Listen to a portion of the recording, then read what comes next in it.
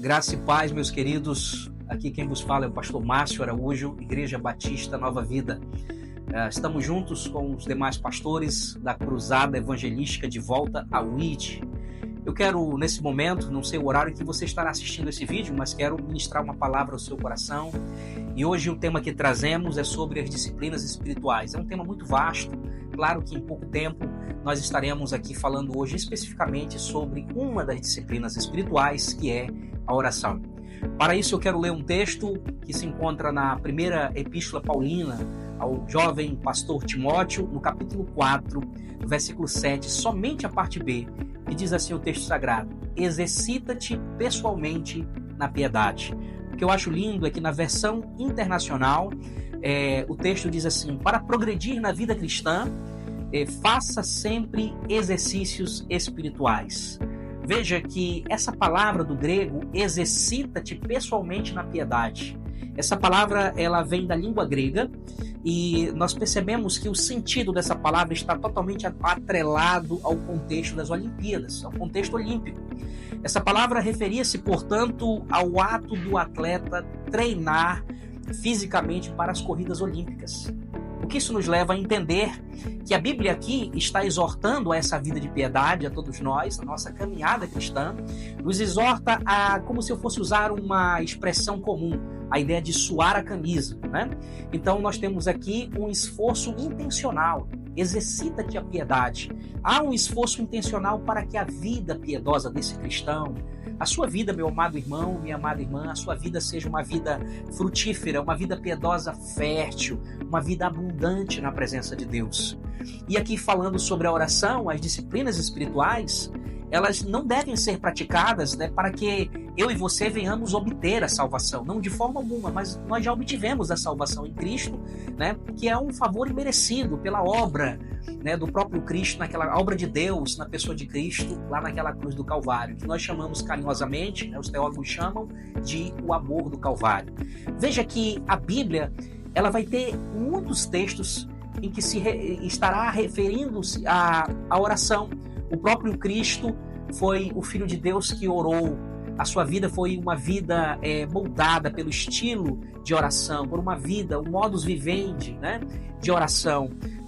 Em Mateus capítulo 6, uma das orações mais lindas, conhecidíssimas, que é a oração dominical, a oração do Pai Nosso.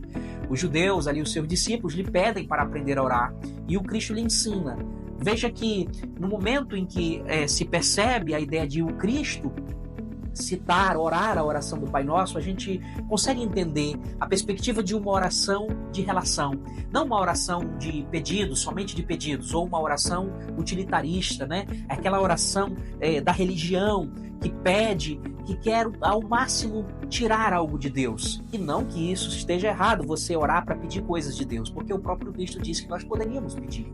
Mas eu me refiro à oração utilitarista, em que você faz uma lista de pedidos infindáveis e você quer arrancar mais e mais de Deus. Não, o Cristo ele trabalha a ideia da oração, da relação, da intimidade, da presença do Pai. O Cristo inclusive chama numa afeição espiritual de paizinho, de Abba. Então nós temos diversos textos da Escritura.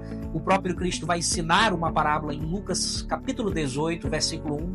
Ensinou-lhe, pois, Jesus uma parábola de orar sempre e nunca esmorecer. Essa é a caminhada e a peregrinação de um cristão, com essa disciplina espiritual da oração, de orarmos sempre, de experimentarmos a presença do Pai e nunca esmorecer diante das angústias e dos desafios, das eventuais demandas que essa vida possa nos oferecer. Eu quero, para concluir minha palavra, que a gente entenda que existe, alguns teólogos se reportam a isso, a oração da religião e a oração da relação.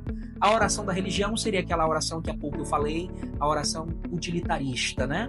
Aquela oração que suga, que só quer pedir, não é aquela oração que desfruta da presença. A oração da relação é a oração que desfruta a presença de Deus.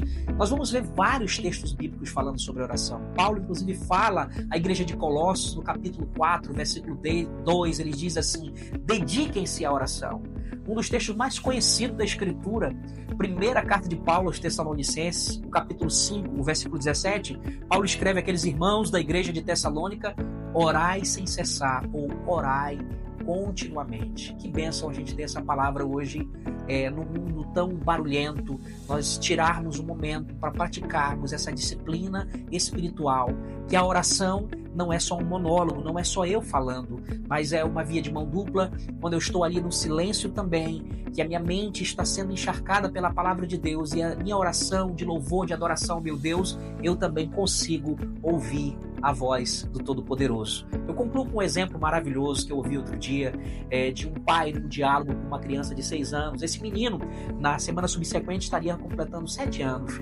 E aí o pai diz assim: meu filho, o que você queria ganhar de presente? O que você gostaria de ganhar de presente? E aí o pai se antecipa e diz assim: eu queria lhe dar uma bola de basquete. Detalhe, o pai gostava muito de jogar basquete. E aí o filho diz assim: pai, eu sei que o senhor trabalha muito, o senhor é muito ocupado. Se de repente o senhor tiver tempo para jogar a bola comigo, o senhor compra a bola de basquete, nós podemos brincar juntos.